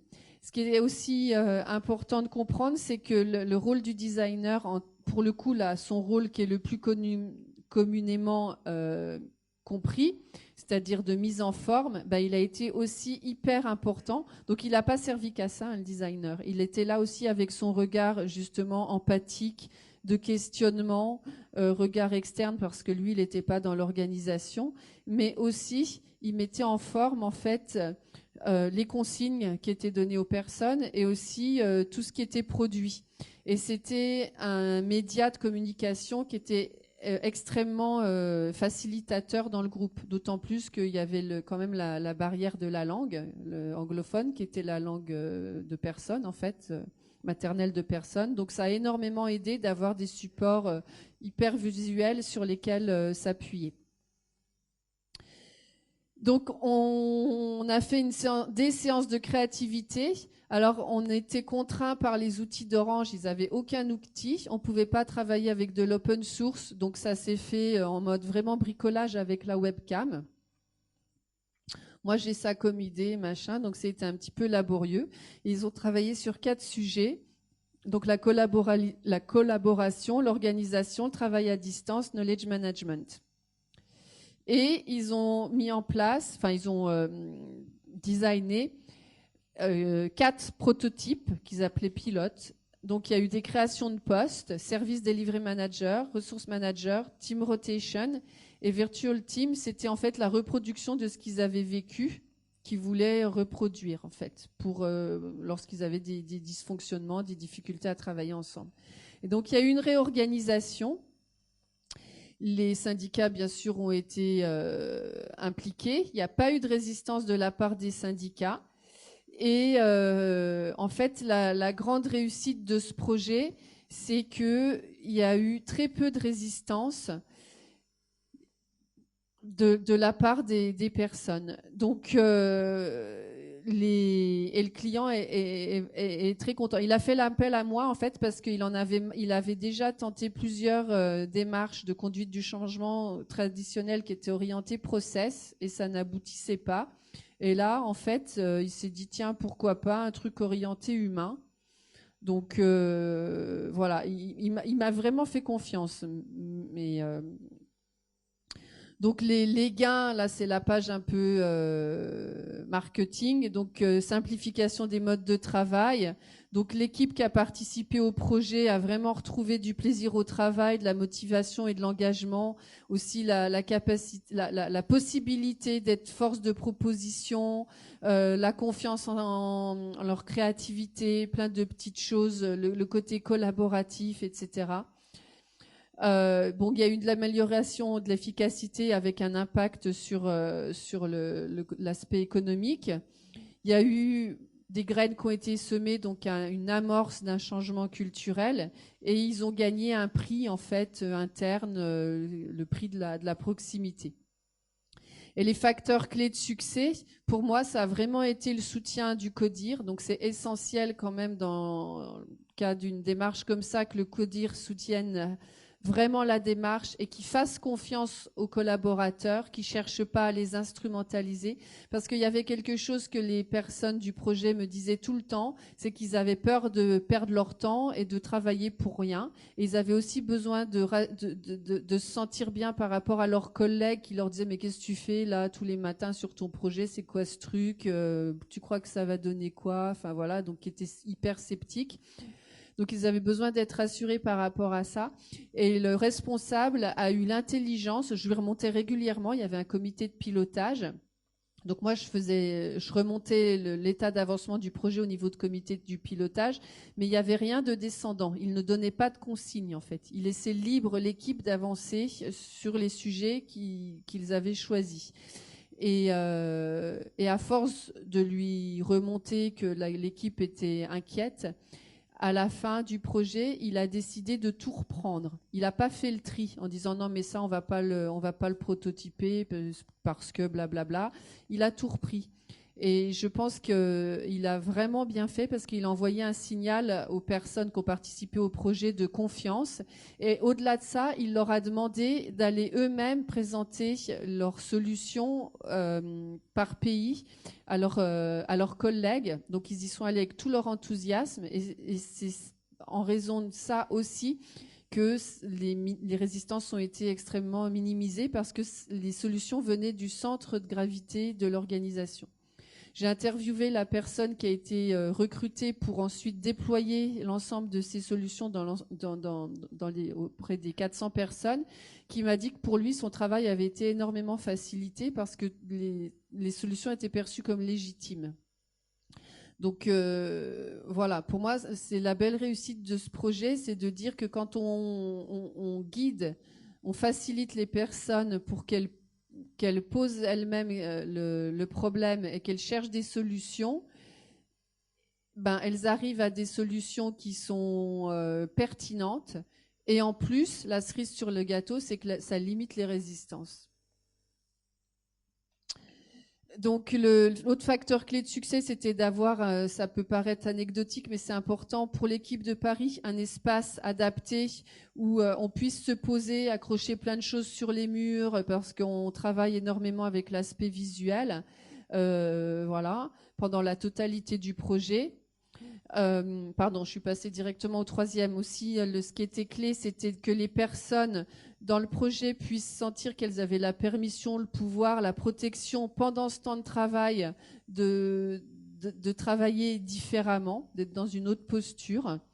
Et aussi la confiance qu'elles ont eue en moi et la confiance aussi que le comité de pilotage a eue en moi.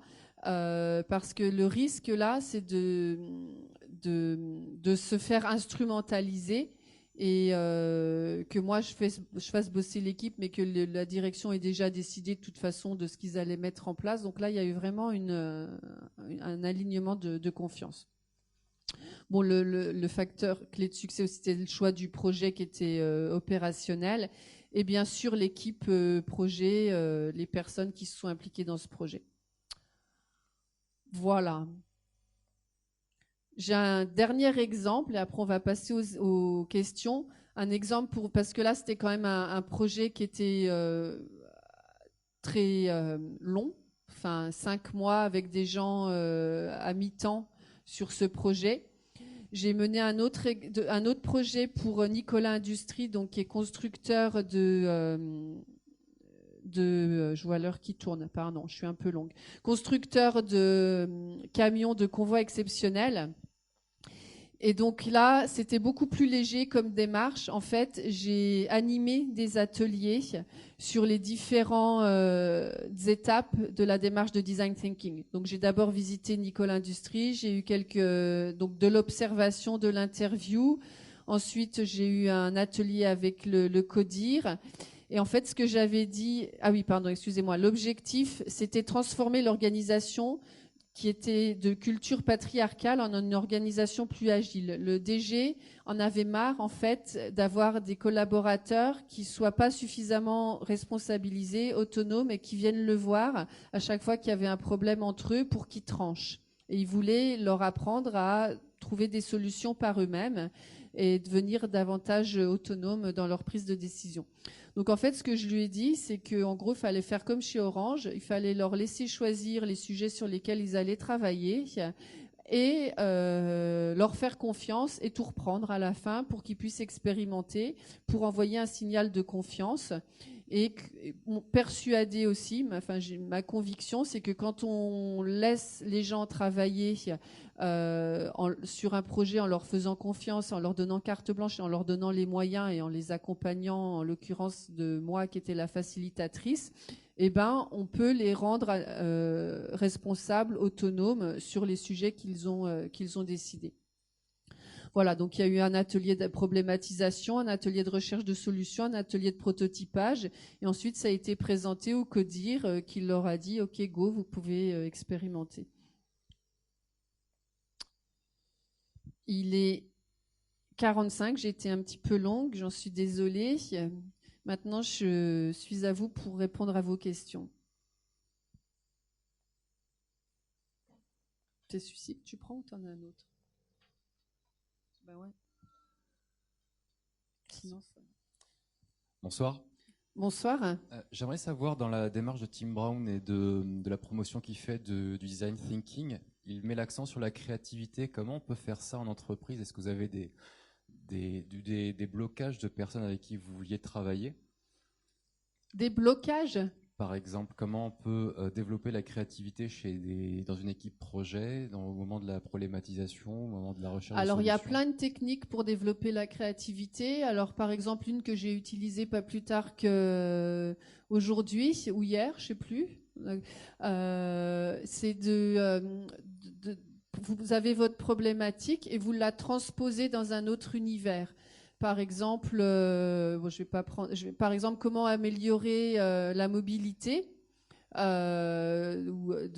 en parlant de voiture, mais en extrapolant à d'autres types de moyens de locomotion, ou comment réinventer la mobilité.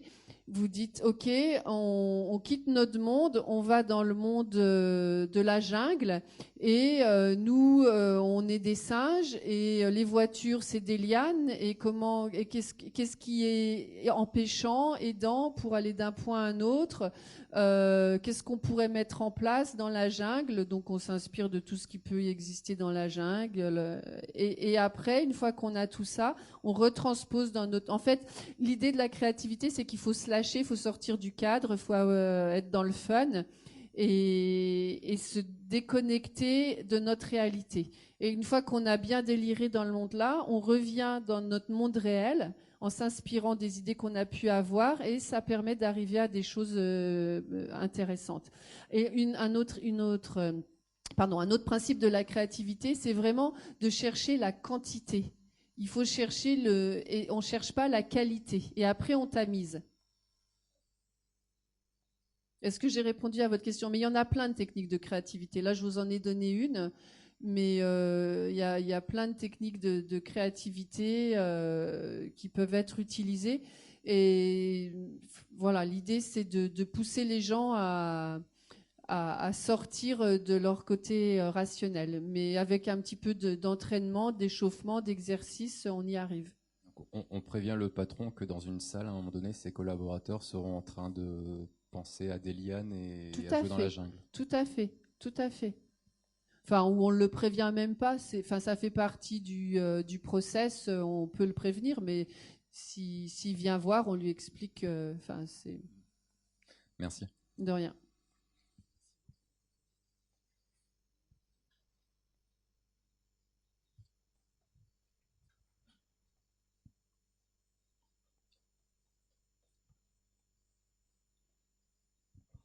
Oui, bonsoir. Bonsoir. En fait, j'ai lu dans une étude aux États-Unis, il expliquait que les entreprises qui utilisent les design thinking sont 2 à 3 fois plus performants que les autres sur la durée de 15 ans qu'ils ont étudié. Mm-hmm. Par contre, ils ont cité des exemples des très grandes entreprises Et il explique aussi que les impacts sur les petites entreprises sont beaucoup moins importants. En fait, l'impact, il est vraiment sur les grosses entreprises qui est en B2C, business to consumer. Enfin, je sais pas si vous... Je sais pas effectivement pourquoi l'impact serait moins important pour les petites entreprises. Peut-être parce que elles y mettent moins de budget et qu'elles vont moins loin dans ce qu'elles lancent. Après, par exemple, une petite entreprise qui a été lancée avec la démarche de design thinking parce qu'un des fondateurs, c'est un designer et qui est devenu une très grosse entreprise, c'est Airbnb. D'accord, oui, ils ont cité Airbnb, Nike et Ouais, des grosses entreprises. Mais ça a commencé petit, hein. Oui. Et donc, je pense que celles qui ne grossissent pas, c'est peut-être qu'elles l'appliquent mal aussi. Je connais pas suffisamment le sujet en fait pour apporter d'autres éléments de réponse. Merci quand même. De rien.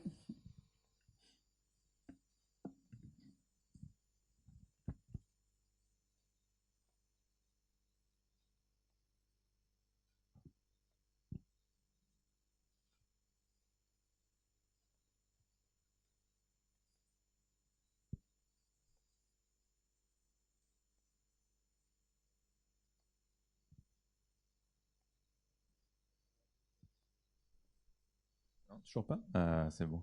Merci. Merci pour cette présentation.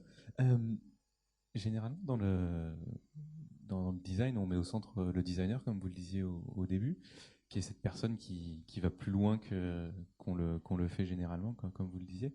Et ce qui m'a marqué dans les derniers exemples que vous avez donnés, c'est la confiance à accorder aux collaborateurs. Alors, comment vous articulez finalement le rôle de cet expert ou cette experte, qui est là où le designer, avec la confiance qui doit nécessairement être donnée aux opérationnels? Je crois que je comprends pas votre question. Pour moi, c'est un postulat de départ que quand je monte le projet, alors je sélectionne les personnes qui vont participer dans le projet. Parce qu'une fois, je ne l'ai pas fait, j'ai juste pris des candidats volontaires et je me suis rendu compte qu'on peut tomber sur des volontaires qui sont là pas pour les raisons qu'on aurait souhaitées. Mais à partir du moment où j'ai sélectionné les personnes qui se sont portées volontaires, hein, c'est comme pour un recrutement, je leur fais confiance. Et le designer, en fait, moi je facilite le projet, le designer il est au même niveau qu'eux. Et donc je fais confiance à l'ensemble et je ne comprends pas votre question sur l'articulation de cette confiance avec le designer. Vous avez parfaitement répondu en disant que du coup le designer ou les experts qu'on vient fournir finalement sont mis au service de cette équipe pluridisciplinaire. Ouais. Et donc tout se repose avant tout sur la confiance qui est faite aux gens qui font dans la structure. Voilà. Ouais. Merci. Voilà, je leur fais confiance et qu'on leur donne les moyens, en fait, qu'on les rend autonomes, vraiment, ils se responsabilisent très vite, en fait. Au point même que finalement c'est le CODIR, enfin le sponsoring se fait au niveau exécutif qui donne directement du pouvoir aux opérationnels. On pourrait craindre, par exemple, quand on leur dit vous choisissez la thématique sur laquelle vous allez travailler, on pourrait craindre qu'ils prennent des thématiques très perso, très égocentrées, comme la gestion des congés ou ou l'espace de mon bureau. Et en fait, ils choisissent des thématiques d'intérêt général pour l'entreprise. Et ça, moi, j'en suis persuadée, en fait, qu'à partir du moment où on fait confiance et on donne les moyens de faire et on rassure sur le fait qu'il en sera fait quelque chose, les personnes se mobilisent et se responsabilisent.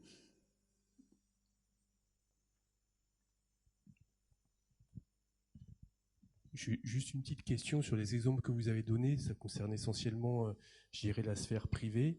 Est-ce que vous avez des exemples de transformation par le design thinking dans des administrations ou des institutions publiques?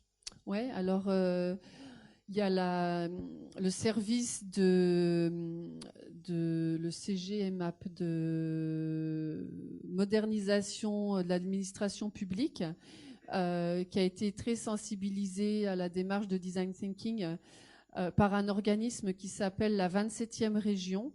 Et en fait, maintenant, au niveau administratif français, il y a énormément d'appels d'offres qui sortent donc de cet organisme-là ou d'autres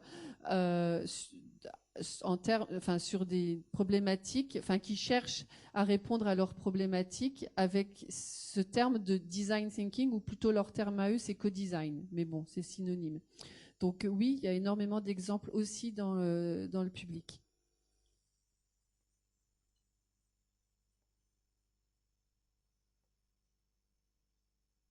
Et moi-même, j'ai travaillé pour le centre de formation d'Orléans, en fait, du CNFPT d'Orléans, donc de la fonction publique d'Orléans, qui déménageait, et ils ont fait appel à moi pour profiter du déménagement, pour réinventer leur manière de travailler en intégrant les opportunités numériques. Donc il y a eu un volet nouvelle manière de travailler et un volet impact de cette nouvelle manière de ces nouvelles manières de travailler sur l'aménagement d'espace, de l'espace de travail et aussi de l'espace de formation. Oui, bonsoir. Je voulais juste apporter un peu d'eau à ce moulin. C'est qu'aujourd'hui, en Nouvelle-Calédonie, il y a des organisations qui commencent à mettre en place ce processus de design thinking. Je pense à la DSI de la ville de Nouméa, notamment. Je pense à la mission d'insertion jeunesse de la province sud. Donc aujourd'hui, sur le territoire, il y a des beaux exemples de design thinking. Bravo.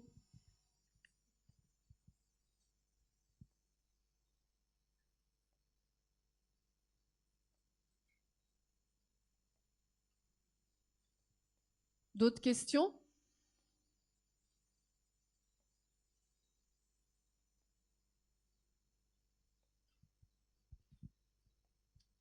Oui, par rapport aux dernières phases, lorsqu'on présente notre produit ou notre service, ce qui me fait un petit peu peur dans cette démarche, c'est le nombre d'allers-retours qu'il y a au moment où on a notre prototype, on le présente, et le cadrage qu'on a réussi à faire, le nombre de questions qu'on nous aura posées ne permettra peut-être pas d'arriver à un minimum d'échanges à la fin pour pouvoir avoir une dépense qui se rapproche à peu près de notre budget. Ouais.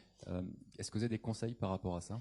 Effectivement, c'est une démarche qui est beaucoup moins linéaire que la démarche de gestion de projet classique. Donc, mon conseil, c'est de prévoir large pour anticiper, puis faire accordéon, mais pour effectivement anticiper que ça pourra durer plus longtemps et même si on n'utilise pas tout le temps, ou prévoir assez large. Et ça demande aussi un effort pédagogique important auprès de votre client pour vous expliquer qu'effectivement il y a cet aléa-là, mais que c'est pour gagner en pertinence et donc pour gagner en retour sur investissement. Merci.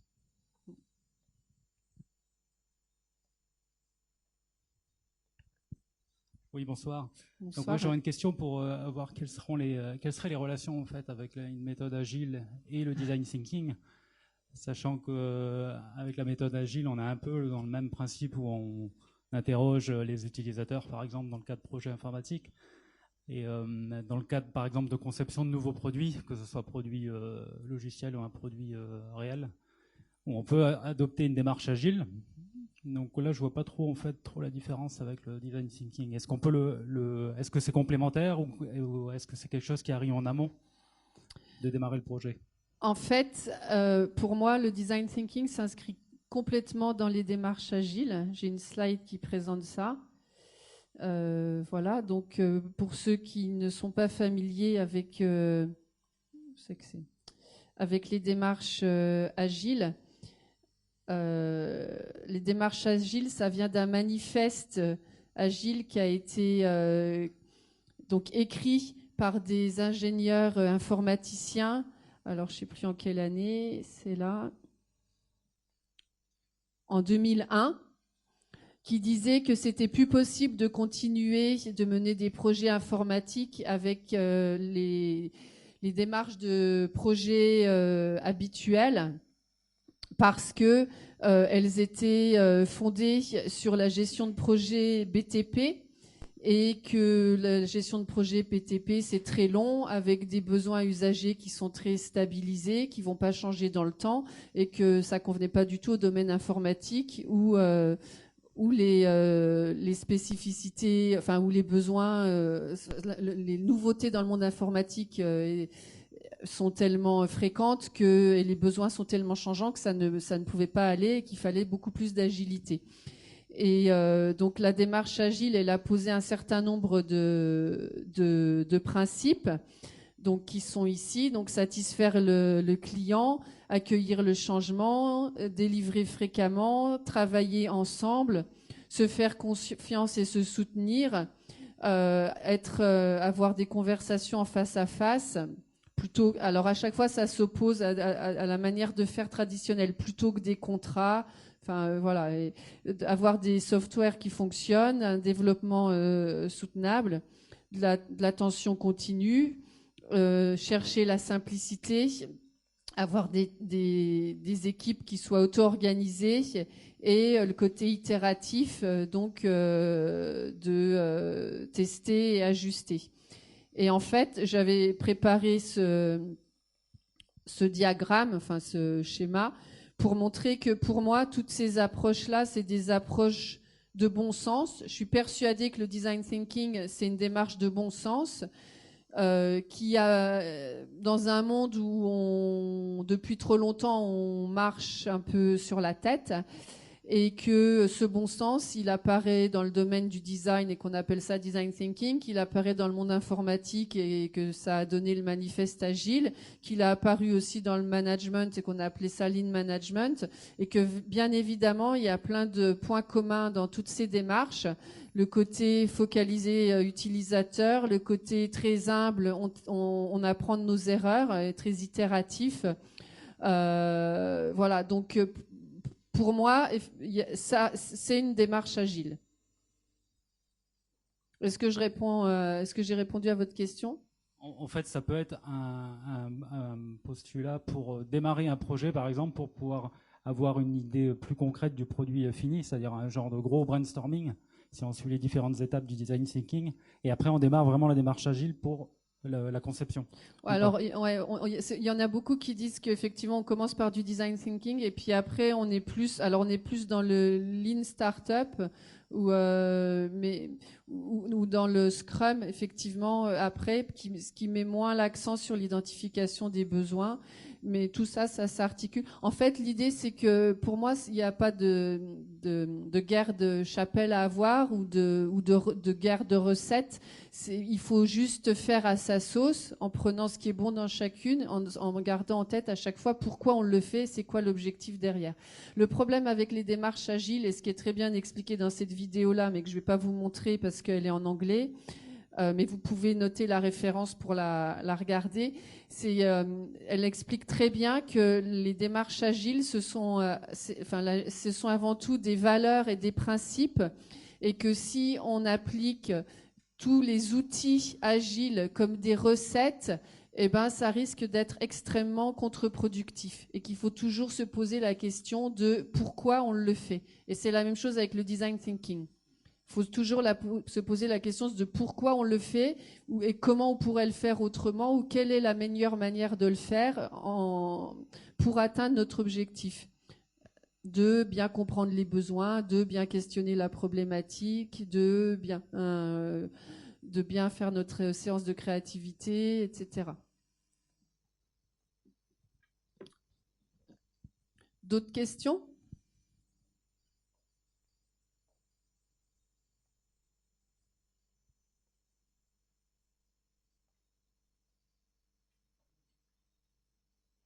Bon. Ben, je vous remercie beaucoup pour votre présence et pour votre attention.